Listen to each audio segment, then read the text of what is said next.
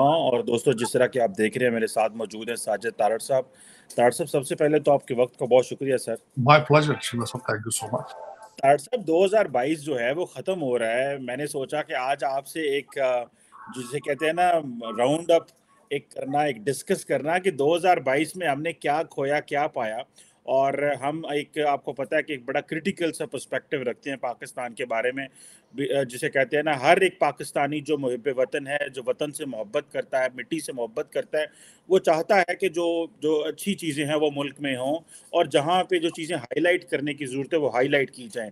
आप क्या समझते हैं तारड़ साहब, 2022 में, मैं चाहता हूँ इंटरनेशनली भी हम डिस्कस करें, लेकिन पहले पाकिस्तान को डिस्कस करें कि 2022 में पाकिस्तान ने क्या खोया क्या पाया। आपका क्या एनालिसिस है? हम जो है वो इक्तिसादी तौर पे, सियासी तौर पे, बैनुल अक़वामी तौर पे, हम अब दुनिया में पाकिस्तान का क्या मुकाम है? आपकी क्या अंडरस्टैंडिंग है, क्या कंक्लूजन है तारड़ साहब? चीमा साहब, मैंने सिलेक्टेड से वाकयात जो कि मेरे लिए बायसे तशवीश थे, मैंने सिर्फ उनको पिक किया, वरना तो अगर देखा जाए तो पूरा साल ही डिस्कस किया जा सकता है। और आज जिस जहां पे पाकिस्तान खड़ा है वो एक दिन से तो नहीं आया।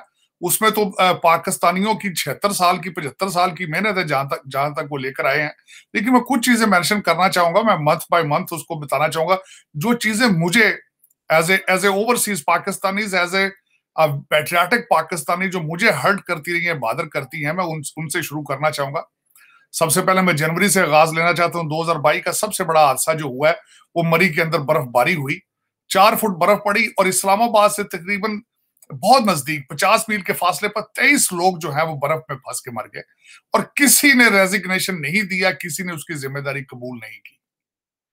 8 जनवरी को यह वाकया हुआ। 12 फरवरी को मुश्ताक अहमद नामी मियां चन्नू का एक ज़हनी मरीज था, जिस पे ब्लास्फेमी का चार्जेस लगा के तो उसको उसको मार दिया गया। ये काबिल मुजम्मत है, बिल्कुल ये गलत बात। फिर उसके बाद पीपीपी ने लॉन्ग मार्च किया, जो कि मेरे ख्याल में कोई उसका खास मकसद ना हासिल हो सका। 27 फरवरी कायदे मज़ार कायद से पीपल्स पार्टी लेकर उसको निकली और इस्लामाबाद आई, लेकिन उस पे कोई उसमें खैर हासिल चीज ना हो सकी। उसके बाद 2 मार्च को क्वेटा में बम ब्लास्ट हुआ, वो भी एक, उसमें भी काफी जाने जाया हुई। और उसके बाद इस्लामाबाद में 27 मार्च को इमरान खान साहब ने एक रैली निकाली, और उसमें उन्होंने वोट ऑफ नो कॉन्फिडेंस के खिलाफ जो था वो उन्होंने एक अपना मोटिव बयान किया। उसके बाद April 3 एक आईनी बहरान में दाखिल हो चुका था Pakistan, vote of no confidence की वजह से। उसके बाद और उसी पीरियड में खान साहब ने साइफर का एक जो बयानिया है वो शुरू किया, लेकिन वो मैं आगे बताता हूँ। आजादी मार्च 2 पे उन्होंने किया।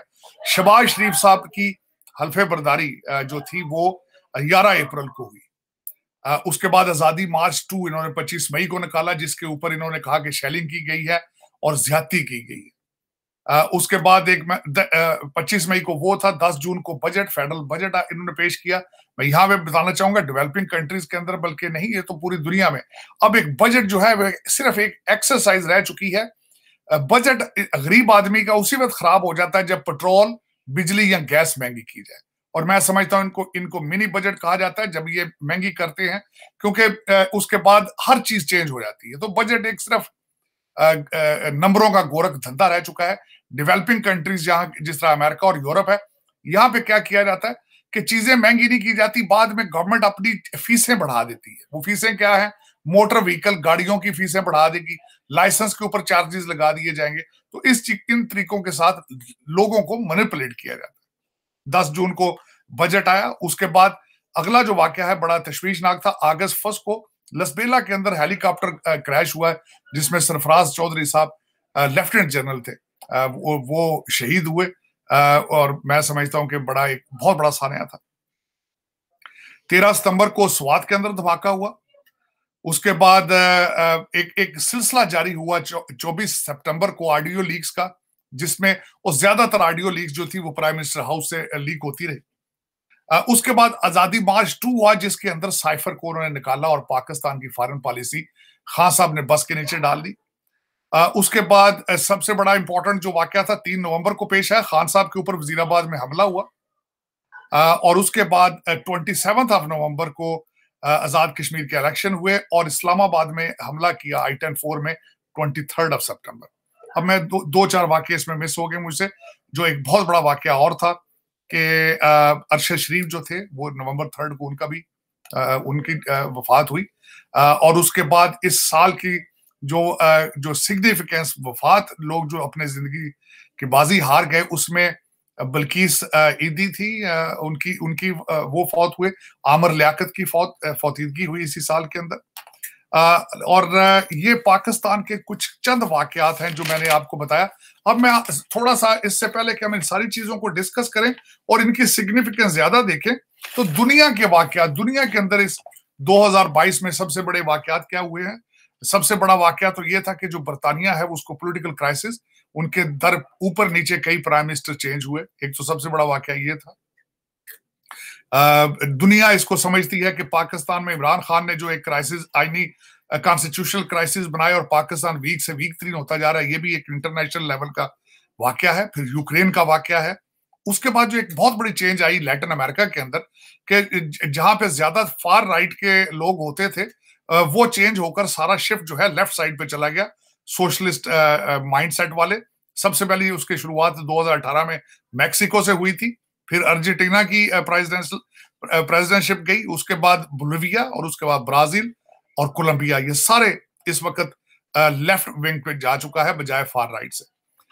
उसके बाद जो वाकया है आगे, जो सबसे बड़ा इस वक्त क्राइसिस जो आ रहा है, ईरान के अंदर एहतजाज जो हुए हैं, जिसमें एक मैश ईमानी कुर्द लड़की थी जिसको सजा हुई और उसके बाद एक सिलसिला निकला। उसके बाद जो वाकया ये था कि कोविड थोड़ा ईज अप हुआ और उसमें हमारी वर्ल्ड हेल्थ ऑर्गेनाइजेशन ने कई जो है एसओपीज को खत्म किया। सबसे बड़ा एक और जो इस वक्त क्राइसिस इंटरनेशनल लेवल पे है कि इन्फ्लेशन, महंगाई है। इस वक्त फूड सेफ्टी इशू है, गंदम की शॉर्टेज पूरी दुनिया में हो रही है। यूक्रेन की वजह से पेट्रोलियम प्रोडक्ट्स जो हैं वो शॉर्ट हैं और उनकी प्राइसेस ऊपर, ये इन्फ्लेशन में उसका भी साथ आता है। अब अमेरिका पे देखा जाए तो सबसे बड़ा वाकया ये था कि ताइवान पे चाइना और उसके ऊपर जो इनके कशीदगी आई, अमेरिका और China eye to eye after that. So ये तकरीबन 10 वाकयात हैं दुनिया के अंदर जो इस वक्त क्राइसिस चल रहे हैं। लेकिन मैं जो सबसे बड़ा अपना कंसर्न शो करूंगा एज बहसीत स्टूडेंट ऑफ पॉलिटिकल साइंस, जमहूरियत जो है वो अपनी फॉर्म और शेप चेंज करती जा रही है मुसलसल। जमहूरियत को जो सबसे बड़ा मसला है वो इस वक्त आपको सोशल मीडिया का इशू चल रहा है, उसमें गॉसिप्स चल रही हैं, फेक न्यूज चल रही है उसके अंदर।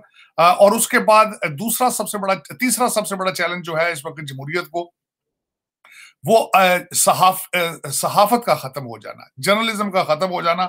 और इसकी जगह पे जो कॉरपोरेशंस हैं उन्होंने टेक ओवर कर लिए हैं चैनल और उन्होंने अखबार वैसे खत्म हो चुके हैं, लेकिन वो अपने मफाद को उसके जरिए मैनिपुलेट करते हैं, वोटर माइंडसेट।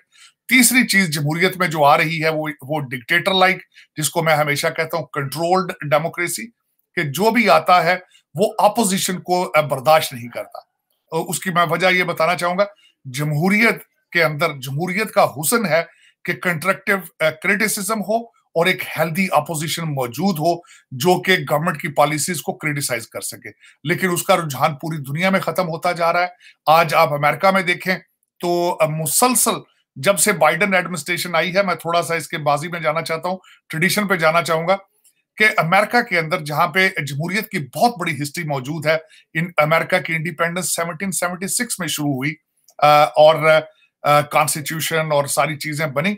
लेकिन ट्रेडिशन ये था कि जब भी अमेरिकन प्रेसिडेंट इलेक्शन जीत कर व्हाइट हाउस में जाता था वो कहता था कि now I am bipartisan, now I am the president of the entire country, I am not the only president of my own party. लेकिन यहाँ पे चेंज ये आ चुकी है कि मुसलसल पिछले 3-4 सदूर जो है और ये पार्टी इस मुल्क के अंदर मिडिल ग्राउंड खत्म हो चुकी है, मिडिल ग्राउंड की रिप्रेजेंटेशन नहीं है। फार लेफ्ट है, फार राइट है। फार लेफ्ट है सोशलिस्ट एजेंडा जिसको ओबामा साहब उसकी एक वाज़ेह मिसाल है। फार राइट जो है वो जॉर्ज बुश से शुरू हो चुका था, एवेंजलिस्ट वोट से उनको एनर्जाइज करके इलेक्शन जीता जाया जाता था, डिक चेनी और जॉर्ज बुश की उससे रवश चल रही है, उसको मजीद तकवीत दी डोनाल्ड ट्रंप ने।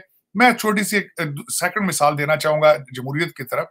मैं जब अमेरिका के अंदर आया था तो अक्सर मुझसे जब क्वेश्चन किया जाता था कि what you believe, what are your political opinion, तो उस वक्त मैं बड़ी आसानी के साथ कह देता था कि मैं कुछ इश्यूज के ऊपर डेमोक्रेट हूं और कुछ इश्यूज पे मैं रिपब्लिकन हूं, क्योंकि दिस वाज द चॉइसेस। आप मिडिल ग्राउंड पे आके ये बात कर सकते थे। अब हालत ये हो चुकी है कि फार लेफ्ट है तकरीबन सोशलिस्ट एजेंडा। कल इन्होंने 166 ट्रिलियन डॉलर का बिल पेश किया बाइडेन एडमिनिस्ट्रेशन ने। अगर उसमें आप देखें तो वो सारा सोशल सर्विसेज पे है। सोशल सर्विसेज क्या है? सोशलिज्म है। स्टूडेंट लोन माफ किए जा रहे हैं, यहां तक कि बाल्टीमोर के अंदर $2 मिलियन लगा के एक वैक्स म्यूजियम बनाया जा रहा है अफ्रीकन अमेरिकन के लिए। हालांकि इस वक्त हालत ये है कि शहर तकरीबन बंद है, बाल्टीमोर सिटी बंद है क्राइम की वजह से, लेकिन वहां पे इस तरह के प्रोग्राम दिए जाएंगे जो ना सिर्फ कुछ भी नहीं करेंगे, करप्शन को प्रमोट करेंगे। और तीसरी एक बात यह है कि इस वक्त लोग चीख रहे हैं कि यूक्रेन को 45 बिलियन डॉलर मजीद दिया जा रहा है। $100 बिलियन अमेरिका पहले दे चुका है। और मैं यहां पे ये बताना चाहूंगा कि मेरा जो उसके ऊपर जो मुझे रिजर्वेशंस और ऑब्जेक्शन है कि Ukraine is notorious in the European Union for as a corrupt nation. तो उनको जो पैसा दिया जा रहा है वो सारा पैसा जो है वो या तो लंदन पहुंच रहा है या दुबई पहुंच रहा है, क्योंकि अकाउंटेबिलिटी नहीं होगी। और हो सकता है उनमें से अमेरिकन ही अपने किकबैक्स और कमीशन ले रहे हो प्रोजेक्ट्स में, लेकिन ज्यादती है। यहाँ पे लोग चीख रहे हैं कि महंगाई से हमारा सर पटा जा रहा है, यहाँ पे इंफ्रास्ट्रक्चर कमजोर है। आज आप अगर डलस वॉशिंगटन डीसी एयरपोर्ट पर आए तो वहां पे सिर्फ 2 इमिग्रेशन ऑफिसर बैठे होते हैं और हजार लोग उनके सामने खड़े होते हैं। 5 घंटे लगते हैं इस वक्त आप जब एयरपोर्ट से बाहर निकलते हैं, लेकिन कोई देखने वाला कोई नहीं है, अकाउंटेबिलिटी कोई नहीं है। They are just moving towards socialism on steroids. तो ये जमहूरियत के इस वक्त क्राइसिस है पूरी दुनिया में। आप देख लें कि अपोजिशन को बिल्कुल बर्दाश्त नहीं किया जा रहा, जिसकी वजह से नुकसान किसका है? वोटर का नुकसान है, सिटीजन का नुकसान है। तो ये क्राइसिस इस वक्त चल रहे हैं। We have to reform. और ये अगर देखा जाए तो पाकिस्तान के क्राइसिस तो इस वक्त अपनी पीक पर है, क्योंकि उसकी वजह यह है कि इस वक्त आपके फॉरेन रिजर्व्स जो है वो 6.1 बिलियन रह चुके हैं। और लेकिन जो मेरे लिए सबसे ज्यादा तशवीशनाक है कि टीटीपी आपके कैपिटल में घुस चुकी है, उन्होंने अपनी प्रेजेंस महसूस करा दी है। लेकिन मजाल है कि किसी शहरी को परेशानी हो, मजाल है कि किसी रूलिंग एलीट ने उसके ऊपर कोई इजहार तशवीश किया हो। इस वक्त तख्त लाहौर के ऊपर लड़ाई जारी है, और तख्त के ऊपर लड़ाई क्यों हो रही है? सिर्फ पैसे के लिए। अब उसकी मिसाल मैं देना चाहूंगा कि आपके चीफ मिनिस्टर साहब ने 100 अरब रुपया सिर्फ अपने 2 डिस्ट्रिक्ट को दे दिया है। और उसके बाद अगर देखा जाए तो मैं समझता हूं ये जमहूरियत की तजलील है पाकिस्तान के अंदर कि एक ऐसी पार्टी जिनके पास सिर्फ 10 एमपीए हैं, 2 जिले हैं गुजरात और मंडी बहाउद्दीन से, लेकिन वो सारी पॉलिटिकल पार्टीज और इंक्लूडिंग एस्टेब्लिशमेंट उनको तिगनी का नाच नचा रहे हैं, और बड़े खुशी से लोग नाच रहे हैं। खान साहब भी नाच रहे हैं, नून लीग भी नाच रही है, परवेज लाई साहब मुसलसल जाते हैं जहाजों पर बैठकर रावलपिंडी और एस्टेब्लिशमेंट से मशवरे भी कर रहे हैं। ये आपकी जमहूरियत की हालात हैं, किसी को कोई एहसास नहीं है। और वो जो 6.1 बिलियन है वो भी प्रैक्टिकली सऊदी अरेबिया और चाइना का है। आप अगर सोचे ना सोचें, आप डिफॉल्ट हो चुके हैं। लेकिन ये कि दुख की बात कि आज किसी को कोई पता नहीं है कि आपका रूलर कौन है, आप पाकिस्तान के अंदर शार्ट कौन कॉल कर रहा है, ताकत का मंबा कौन है। एक हमारे पिछले जो एस्टेब्लिशमेंट के हेड थे वो बार बार ये नारा लगाते रहे कि हम न्यूट्रल हो चुके हैं, न्यूट्रल हो चुके हैं। अगर वो न्यूट्रल हो तो फिर भी नुकसानदेह है, न्यूट्रल ना हो तो फिर भी नुकसानदेह है। This is what the point of Pakistan. आपकी कमजोरी इतनी डीप हो चुकी है कि 2 बॉर्डर आपके जो कि बड़े सख्त, जहां पे पहले भी आपको मसाइल थे, दोनों की तरफ आपको जंग के बिगल बज रहे हैं। एक तरफ से पाकिस्तान ऑक्युपाइड कश्मीर के नारे लग रहे हैं, और दूसरा जो है टीटीपी आपके इस्लामाबाद आके आपको अपनी मौजूदगी का एहसास करा चुकी है। अब मैं ये देखने वालों को कहूंगा, क्योंकि हमारे देखने वाले ज्यादातर साउथ एशिया से ही हैं, बिलखुसूस पाकिस्तानी। मेरा उनसे क्वेश्चन है कि व्हाट इज योर डायरेक्शन? आपको 21वीं सदी में, जबकि तालिबान भी इस वक्त शर्मिंदा हो रहे हैं आपकी हरकतें देखकर, आपको जिहाद की जरूरत थी? क्या आपको जिहाद का मतलब पता है? क्या आपको सियासत का पता है? आपका इस वक्त पूरा जो पाकिस्तान का निजाम है वो लीक्ड ऑडियो और वीडियोस पे चल रहा है। आपको बेवकूफ बनाया जा रहा है और आप बन रहे हैं। बिल्कुल ठीक कह रहे हैं कि बेवकूफ़ बनाया जा रहा है, लेकिन तारड़ साहब एक लॉटरी निकल रही है, आपने उस लॉटरी का जिक्र नहीं किया। और वो लॉटरी ये है कि बिलावल भुट्टो साहब जो हैं वो, उनकी कांग्रेस में मुलाकातें हुई हैं और दो सीनियर सेनेटर्स बॉब मेंडेस जो कि न्यू जर्सी से हैं और लिंडसे ग्राहम जो कि साउथ कैरोलिना से हैं, उन्होंने बिलावल भुट्टो जरदारी को ये कहा है कि हमने जो 2023 का बजट है उसमें आपकी बॉर्डर सिक्योरिटी के पैसे रखे हैं और हम पाकिस्तान को अफगान बॉर्डर सिक्योरिटी को बीफ अप करने में हम जो है विलिंग है फंड करने के लिए। ताड़ साहब, ये तो डॉलर आ रहे हैं पाकिस्तान में, एक तो ये, इसको आप कैसे देखते हैं? इस वक्त जब पाकिस्तान ने अफगान बॉर्डर के ऊपर बाड़ लगाई, यूएस स्टेट डिपार्टमेंट ने कहा कि हम पाकिस्तान की मदद करना चाहते हैं, कांग्रेस ने भी ये कह दिया, और जारी बात है डिफेंस डिपार्टमेंट भी इस हवाले से जो है वो कहेगा। तो आप इस चीज़ को कैसे देखेंगे? ये जो अमेरिकन जो हैं ये कह रहे हैं कि हम पाक अफगान बॉर्डर के ऊपर जो है वो मज़ीद पैसा लगा सकते हैं और इसको बॉर्डर सिक्योरिटी के लिए हम फंडिंग करेंगे। मैं बल्कि आपको उसमें मैं एक पॉइंट भूल भी चुका हूं। एक तो सबसे पहले मैं क्वेश्चन करना चाहूंगा चीमा साहब, वो पैसे पाकिस्तान नहीं जाएंगे, वो पैसे लंदन और दुबई से आगे नहीं जाएंगे, हमारे डॉलर और यूरो वहां से आगे नहीं जाते, रुक जाते हैं वहां जाके। एक तो मैं ये बताना चाहूंगा कि एक और भी बात यह है कि आपने एक खुशखबरी बताई है, दूसरी खुशखबरी ये है कि यहाँ पे माहौलियात के लिए 1.6 ट्रिलियन जो रखा गया पैसा, उसमें माहौलियात से जो इम्पैक्ट हुए हैं उनमें से भी आपको कुछ पैसे मिलेंगे। लेकिन वो पाकिस्तान नहीं जाएंगे, वो सिर्फ दुबई और लंदन से आगे नहीं जाएंगे। हाँ, लेकिन ये है कि चले वो पाकिस्तानी ही इस्तेमाल करेंगे, चाहे वो बिलावल भुट्टो साहब पीपी पाकिस्तान पीपल्स पार्टी यूज करें, चाहे नून लीग वाले यूज करें, पासपोर्ट तो उनके ग्रीन ही है, नाम भी मुसलमानों वाले हैं, चले यहां तक, इस बस इतनी खुशी हो सकती, इससे ज्यादा नहीं है। लेकिन उसमें चीमा साहब आपने एक और चीज नोट की होगी, जाहिर है 9 दिन एक फॉरेन मिनिस्टर यहाँ पे अपनी पीआर करता रहा है तो उसका रिजल्ट तो निकलना था, जाहिर है। अब मैं 35 मुल्कों के 36 मुल्कों के दौरे हैं, बल्कि खान साहब ने भी कल प्रेस कॉन्फ्रेंस में गलत इंफॉर्मेशन दी इनके बारे में, 2 अरब रुपए के बारे में, जिसके बारे में बिलावल भुट्टो साहब ने भी आगे से उसकी तस्दीक की है कि मैं अपनी जेब से टिकट लेता हूं। लेकिन एक बात है, फॉरेन मिनिस्टर साहब 7 समुद्र पार जो ममालिक हैं जहां पे डॉलर और यूरो है वहां आते हैं, बार बार आते हैं, लेकिन पड़ोस में आपने ये नोट किया कि अफगानिस्तान में नहीं गए, ईरान नहीं गए, भारत नहीं गए। आप ये एक मेरे लिए बहुत वरीसम चीज है कि जिन मुल्कों के साथ बॉर्डर लगते हैं आपके, उनके साथ रिलेशनशिप आपने ठीक करने के लिए कोई एफर्ट नहीं की। लेकिन 35 मुल्कों के दौरे हैं, उनमें से ज्यादा अमेरिका और यूरोप की हैं, जहां की करेंसी डॉलर और यूरो है। आप इस पर नोट करें, मेरे साथ ये आर्गू करें कि नहीं जी नहीं, हमें अमेरिका के साथ रिलेशनशिप चाहिए, हमें ईरान के साथ रिलेशनशिप नहीं चाहिए, हमें अफगानिस्तान से रिलेशनशिप नहीं चाहिए, हमें भारत से रिलेशनशिप नहीं चाहिए। ये क्या वजह है? मुझे इसका जवाब नजर नहीं आया। पिछले 2-3 जब से बिलावल भुट्टो साहब यहाँ पे आए हैं, पहले तो मुझे एतराज था उनके 9 दिन 10 दिन के दौरे पे, और उन्होंने हर टीवी चैनल, हर यूट्यूब चैनल, हर जगह पे गए हैं, उन्होंने यहाँ पे जगह छोड़ी कोई नहीं है। और उस पे उनकी सिर्फ और सिर्फ 2 ऑब्जेक्टिव थे उनके। उनके ऑब्जेक्टिव एक तो थे कि तैयारी थी प्राइम मिनिस्टरशिप की, और दूसरा अगर कोई पैसा मिल जाए फ्लड के लिए या कुछ अल्लाह के नाम पे कोई दे दे तो वो उसके लिए तैयारी करते रहे।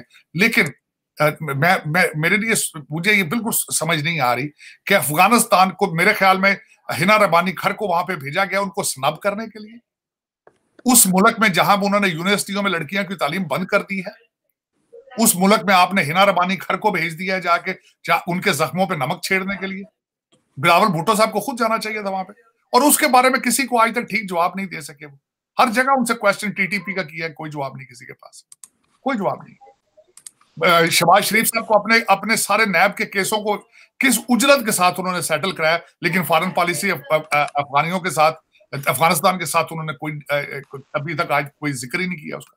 और इन्हें पता है कि हम तरक्की नहीं कर सकते जब तक हम भारत के साथ अपने रिलेशनशिप ठीक नहीं करेंगे। इनको पता है कि आपकी महंगाई तब तक ठीक नहीं होगी जब तक आप भारत से ट्रेड शुरू नहीं करेंगे।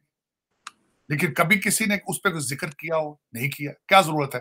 अब सबसे बड़ी बात, आपका चाइना का आप नारे लगाते हैं, हर चीज उनसे लेते हैं, आप अपनी डिफेंस की चीजें उनसे लेनी शुरू कर दी। सी पैक के बारे में आपने उनको इत्मीनान में नहीं लिया आज तक। लेकिन ये सारी चीजें चीमा साहब जो मैं जिक्र कर रहा हूं, मैंने अर्ज किया था 76 साल लगे हैं इस लूट को और इस पॉइंट पे पहुंचने के लिए।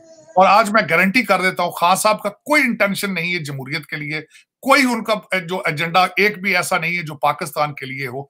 उन्हें हर असेंबली पसंद है जहां उनकी अक्सरियत है, जहां वो रूल कर सकते हैं वो असेंबली पसंद है। जिस असेंबली के अंदर उनके नंबर पूरे नहीं है वो उनको पसंद नहीं। और जिस तरीके से वो उन्होंने कौम का पैसा उड़ा रहे हैं, जिस तरीके से हेलीकॉप्टर और अपनी सिक्योरिटी पे अमीरुल मोमिनीन कौम का पैसा, एक बैंकरप्ट मुल्क का पैसा लगा रहे हैं, मैं समझता हूं इस्लाम क्या अखलाकियात भी इसमें इजाजत नहीं देती। लेकिन ये पूछने वाली कोई नहीं, कोई क्वेश्चन ही नहीं कर सकता इससे। कौन क्वेश्चन करेगा? लोग डरते हैं। मैं समझता हूं पाकिस्तान के अंदर सबसे बड़ा ताकतवर ओहदा आर्मी चीफ का होता है। बाजवा साहब छुपते फिर रहे हैं, इनसे डरते फिर रहे हैं, कन्फ्रंट नहीं करते। आज मैं आप मजे की बात बताता हूं, आज जो लौंडे लपाड़े हैं वो सारे आज बाजवा साहब के बच्चे की शादी की आज बातें कर रहे हैं कि जहाज इन्होंने टैक्सी की तरह उड़ाया जब इनके बच्चे की शादी थी। इनके बाजवा साहब के बच्चे की शादी के अखराजात को लौंडे लपाड़े डिस्कस कर रहे हैं। मेरे पास किसी को कोई मोरालिटी, इखलाक या कुछ सोचा जाए, अभी दिन हुए उनको जाते हुए बाजवा साहब। लेकिन ये कि बस वो एक ऐसा माइंडसेट बन चुका है कि अब जो ताकतवर से ताकतवर अदारे थे वो भी छुपते फिर रहे हैं। बल्कि बिलावल भुट्टो साहब ने जाते ही जो प्रेस कॉन्फ्रेंस की है, मैं एग्री करता हूं। उन्होंने कहा इनको इदारों के अंदर से सपोर्ट हासिल है और वो इदारे इनको सपोर्ट करेंगे, इनको जिताएंगे। और बार बार खान साहब कहते हैं उन इदारों को, उनसे डायलॉग भी करते हैं प्रेस कॉन्फ्रेंस में, मैं फौजियों के बच्चों से ये कहता हूं, मैं फलाने के बच्चों से ये कहता हूं, वो ये कर लें, वो ये कर लें। लेकिन ये कि दिस इज, कोई पाकिस्तान के बारे में सोचो यार। इकॉनमी खत्म है और इस्लामाबाद टीटीपी पहुंच चुकी है, इसके बारे में बात नहीं करते। खान साहब ने उल्टी सीधी उसके ऊपर 7 महीने की गवर्नमेंट है और 9 साल से आप बैठे हैं केपीके में, और आपने सारा गंद जो है इस वक्त शहबाज शरीफ के ऊपर डाल दिया है, ये दहशतगर्दी का भी। खान साहब पता नहीं मेरे, लेकिन ये कि देखे ना, इनकी वीडियो ऑडियो निकली है, क्लियर नजर आ रहा है। किसी ने कोशिश नहीं की, किसी भी लौंडे लपाड़े ने कोशिश नहीं की कि फोरेंसिक करा लिया जाए इसका। लेकिन हर लौंडा लपाड़ा कहता है ये जाली है, हर कहता। बल्कि वो मैं कहता हूं इनकी वीडियो भी आज इन्होंने कहना वो भी जाली। लेकिन ये कि दर हकीकत जब एक कौम अपना माइंड बना ले कि हमने तबाही होना है, हमने जिहाद करना है, अब तालिबान जिहाद छोड़ गए, इनको शौक चढ़ गया। हालांकि पता है इनकी हिस्ट्री पढ़ी जाए तो दे आर नॉट फाइटर्स। आप मुझे ये बताएं चीमा साहब, ये कौम 500 साल पहले खड़ी थी इनके सामने, अफगानियों, टर्कियों और ईरानियों के सामने खड़ी हुई थी जो आज खड़ी होगी। DNA matters, DNA matters. लेकिन ये कि इनकी तरक्की की किसी को कोई ख्वाहिश नहीं है कि कोई पढ़े। जो लड़के डॉक्टर बनते हैं, इंजीनियर बनते हैं, वो एक दिन रहना गवारा नहीं करते पाकिस्तान में, उसी दिन शाम को ऑस्ट्रेलिया कनाडा चले जाते हैं। और पता है इनको, पता है, हर बंदे को पता है पाकिस्तान में कि ब्रेन ड्रेन हो रहा है, ब्रेन ड्रेन हो। जो बंदा वीजा नहीं ले सकता वो इस वक्त पाकिस्तान में बैठा है। जो बंदा पैदल नहीं चल सकता, लंगड़ा लूल है, वो बैठा है। दूसरे तो पैदल चल के जा रहे हैं इस्तांबुल और ग्रीस और इटली। लेकिन ये कि किसी को कौमियत, नेशनलिज्म के बारे में एहसास हो तो ये बचेगा। वरना इस वक्त मैं समझता हूं कि अब 6.1 बिलियन जो आपके पास मौजूद है वो भी किसी का है। कभी कह देते हैं आईएमएफ दे देगा, उधर से दे देगा, फलाना कर देगा, फलाना। लेकिन ये कि बस कभी ये नहीं सोचा है हमने कि आज खा लिया है, कल का क्या करेंगे, ये कभी इन्होंने नहीं सोचा। अफसोस।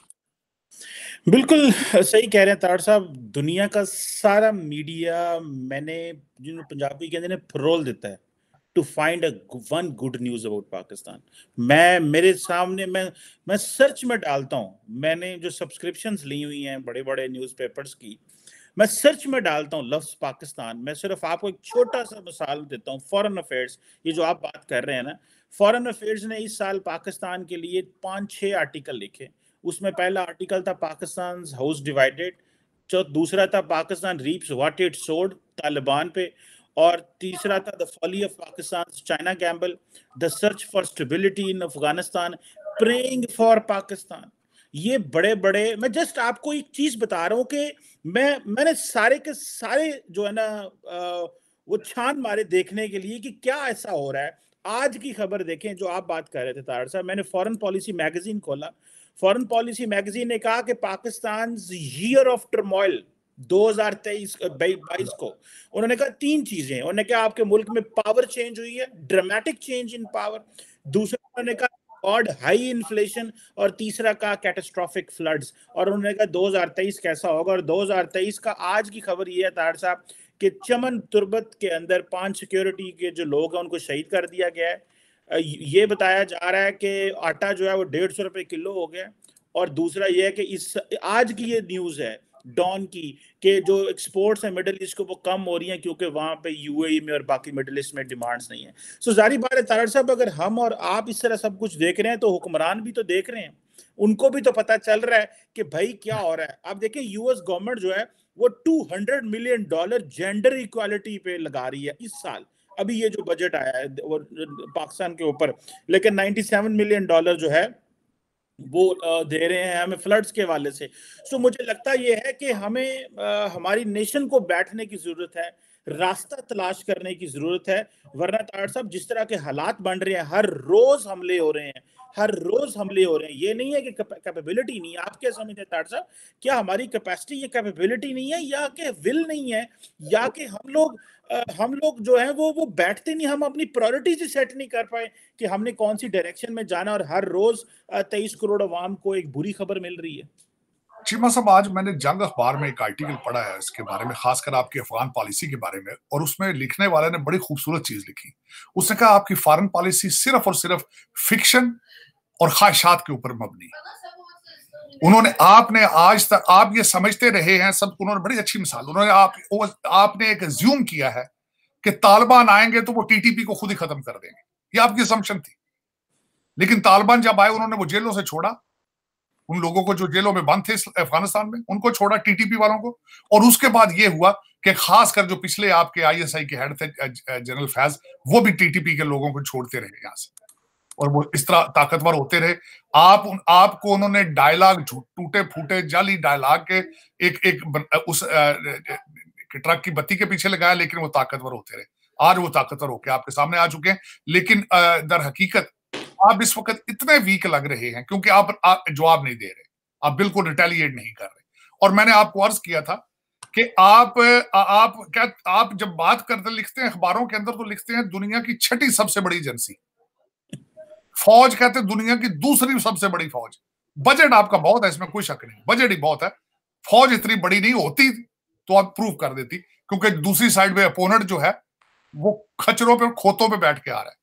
अब मैं एक और बात भी बताने लगा हूं यहां पे कि जब पिछले दिनों उन्होंने आपके तोरखम के ऊपर अटैक किया तोपों के साथ, तो हुआ क्या है, इन्होंने जब जाके बात की उनसे, इन्होंने कहा भाई आपने सिविलियन मारने शुरू कर दिए थे, आपने हमारी चौकियों पे हमला करना था अगर this is the way, this is the rule of war. उनका जवाब पता क्या? तालिबान का जवाब ये था, हमारे पास तोपें थी लेकिन हमें तोपें चलानी नहीं आती थी, इसलिए गलती से सिविलियन मार दी, वरना हमने मारना चौकियों पे। ये दूसरी साइड पे ट्रेनिंग के हालात। और आप अपना देखें, ट्रेनिंग का बजट आपका क्या है? आप अपने देखें, लले तल्ले तो वो खोते तो लगे फिर दे, और आप क्या देते हैं जी हम ये कर। लेकिन हकीकत ये है कि आप दर हकीकत असेंबली से जान छूटे आपकी तब है ना। आप असेंबली मैनेज कर रहे हैं, आप अदालतें मैनेज कर रहे हैं, बॉर्डर मैनेज नहीं कर रहे हैं आप। यही दुख है सारा। वो जिस दिन होगा तो उस दिन चीजें ठीक हो जाएंगी। लेकिन ये कि प्रायोरिटी आपने मुझसे पूछा कि विल नहीं है, डेफिनेटली विल नहीं है। विल के बगैर मैं जो बार बार हमेशा चीखता हूं, Nations can not survive without nationalism, वो पाकिस्तान के लिए कहता हूं। इस वक्त आप मेरे ख्याल उस रीजन में वाहिद एक मुल्क रह चुके हैं जहां नेशनलिज्म नहीं। और फिर आप वो कहते हैं ना कि लोगों को जो आपकी हुकूमत है उसकी इनकम तो डॉलर और यूरो में है। आपकी डुअल सिटीजन जितने नेशनल हैं, जितने ये आपके वहां लोग बैठे हैं, उनकी तो इनकम रुपयों में है ही नहीं। उनको पता क्या महंगाई का क्या हो रहा है। मैं आपको कई दफा कहा, आपका इस वक्त 1000 रुपए का लीटर हो जाए, आपकी रूलिंग एलीट को बिल्कुल कोई परेशानी नहीं। आपकी रोटियां चीजें डॉलर पे इस वक्त 20 किलो का आटा जो है 2500 रुपए का कराची में थैला, रैकेट हाई हो चुका है उसका। लेकिन कोई किसी को कोई है ही नहीं। आप इतने करप्ट है हर चीज में, आपके जनरल मैसेज भी करप्ट है। हकीकत किसी वो कहते हैं ना कि आपकी 80% इकॉनमी तो अनरजिस्टर्ड है, अनअकाउंटेड है, कि लोगों ने थैलों में भर भर के अपने सराहनों में पैसे रखे हुए हैं, क्योंकि बैंकिंग और सिस्टम के ऊपर इतबार ही नहीं है, टैक्सेशन देता कोई नहीं। लेकिन दर हकीकत मसला ये है, आपको लीडरशिप नहीं मिली। अब मैं डिफाइन करना चाहता हूं लीडरशिप सिर्फ सियासी नहीं होती। 5 जजों का जब बेंच बनता है उनके अंदर भी लीडरशिप होती है, उनका भी एक लीडर होता है। चीफ जस्टिस हर हाई कोर्ट का एक लीडर होता है उनका। एस्टेब्लिशमेंट के जो जर्नल होते हैं वो भी लीडर होते हैं अपने इंस्टीट्यूशंस के। लेकिन मैं ये बताना ये चाहता हूं, आपके अंदर लीडरशिप है ही नहीं है, पैदा ही नहीं हुई है। आप डाके मारने आते हैं, डाके लीडरशिप नहीं मारते, वो लीड करते हैं। आप कहते हैं दिहाड़ी लाओ तो नसो, दिहाड़ी लाओ तो नसो, जज भी यही थे, दूजे भी यही थे, तीजे भी यही। नंबर तभी तो आपका देखा है ना, नंबर आपका 139 में से 100, आपका नंबर 130 है आपका अदालतों का। आप देखें ना, सैटरडे वाले संडे वाले दिन खोल के अमीर लोगों की जमानतें हो रही हैं, और मेरे तो जहा बंदा जो 22 साल 25 साल जलील होता है उत्ते कब्जे थे। ये कौन सी अदालतें हैं? फिर मिसालें देनी हजरत उमर की, रियासत मदीना की। कोई सोचो तो सही यार, वो कितना पाक नाम था, रियासत मदीना। आप उनके नजदीक भी जा सकते हो। ये जिस तरह की ऑडियो निकली आपकी, मैं रिपीट भी करना चाहता, बच्चे देखते हैं। वो काला बाग की बच्ची के साथ आपने कपड़े ही उतारे हैं फोन के ऊपर सारे। आप बात कहते हो मैं रियासत मदीना बनाना चाहता, या तो आगे माफी मांगो कौम से, एडमिट करो उसको, हाँ भाई मैं माजी में था अब नहीं हूं, यही कह दो कम से कम। लेकिन ये कि चलो, जैसी कौम, कहते नहीं जैसी कौम होती वैसे लीडर हो जाते। कौम भी तो सारा दिन पोर नहीं देखती है, कौम भी तो सारा दिन पोर देखती बैठ के। तो फिर यही हो ना, फिर जिस तरह के नीचे पोर बैठ रहे हैं, उस तरह के लीडर पोर पे बातें, वो भी फोन पे टोटे चला रहे हैं। लेकिन चीमा साहब इस तरह, ये मेरे ख्याल में you are, Pakistan is coming to the conclusion, Pakistan is coming to the conclusion. मेरे ख्याल में इसको, मैं सारी जिंदगी खैर सुनता रहा हूं कि पाकिस्तान बहुत नाजुक दौर से गुजर रहा है। मैंने पिछले साल 2 साल से सुना है कि अगले 36 घंटे बड़े नाजुक हैं, अगले 48 घंटे बड़े नाजुक हैं। मेरे ख्याल में इस वक्त आप अब घंटे नहीं है, मिनटों के हिसाब से किसी वक्त कड़ाका जो है ना वो इधर आर पार हो जाना ज्यादती है, क्योंकि आपने डिफॉल्ट हो चुके हैं, मान नहीं रहे, डिफॉल्ट हो गए, जहाज जहां खड़े होंगे वहां रह जाएंगे। अगो तुम फिर खोतियां दे ट्रैवल करना है साइकिल पे। खोते अफगानिस्तान बहुत रहे, इंपोर्ट एक्सपोर्ट में मसला भी नहीं हो गया। नहीं बाहर जाने वास्ते तो चीमा साहब फिर फ्लाइटा फिर बंदे दूसरे मुल्कों चो जाके लाते ना। हाँ, जैसे अफ्रीका में भी ऐसे मुल्क हैं जिनकी जहाँ से फ्लाइट्स नहीं चलती। तार साहब, वैसे तो डिफॉल्ट हो ही जाए तो अच्छा कहते हैं बहुत सारे लोग, वो कहते हैं ताकि एलीट को पता चले ये जो सारा कुछ ये जो मैनेज किया जा रहा है ये एलीट के लिए किया जा रहा है ना, गरीब के लिए तो आटा वही आपने बताया 20 किलो जो है वो 2500 रुपए का हो गया है। तो ये डिफॉल्ट हो ही जाए ताकि पता चले हमें भी, हमने एक स्क्रैच से शुरू करना है, एक जी, मतलब रिजॉल्व हो। उसमें एक और भी चीज अर्ज करना चाहता हूँ। मैंने जब अमेरिका के अंदर बिजनेस पढ़ा है, उसके बारे में कहा जाता है कि कई दफा आपका सिस्टम इतना करप्ट हो चुका होता है, उसको बचाने के ऊपर सोर्सेज रिसोर्सेज बर्न करना ज्यादती होती है। वो एक कॉमन सेंस की बात नहीं होती, वो मसलत नहीं होती। अब आपका सिस्टम इतना खराब हो चुका है, अब इसको क्रैश होना चाहिए। क्रैश हो, जलालत की अगली स्टेज पर हम जाएं और उसके बाद दोबारा बिल्ड करें इसको। बिल्कुल ऐसे ही है। ये 2022 को ही जो है वो इसने पाकिस्तान के लिए बड़े मसाइल पैदा किए, और उम्मीद है, हम दुआ करते हैं कि अल्लाह ताला हमारी जो लीडरशिप है उसको विजन दे और हौसला दे, और वो और ईमान दे, 2023 और ईमान दे। ईमान दे, खौफ खुदा दे। मैं समझता हूँ खौफ खुदा एक चीमा साहब बहुत बड़ी एक अल्लाह ताला की नेमत होती है, खौफ खुदा। ये खुदा के खौफ से ये लोग भाग चुके हैं, डॉलरों की वर्शिप करते हैं, पाउंडों की वर्शिप करते हैं। अल्लाह ताला इनको खौफ खुदा दे। बिल्कुल सही कह रहे हैं, खौफ खुदा हो, और ये गरीब आदमी को कि जो खून पसीना चूसते हैं वो चूसना बंद करें। थैंक यू वेरी मच सारे तार साहब, it was a pleasure talking to you sir, thank you.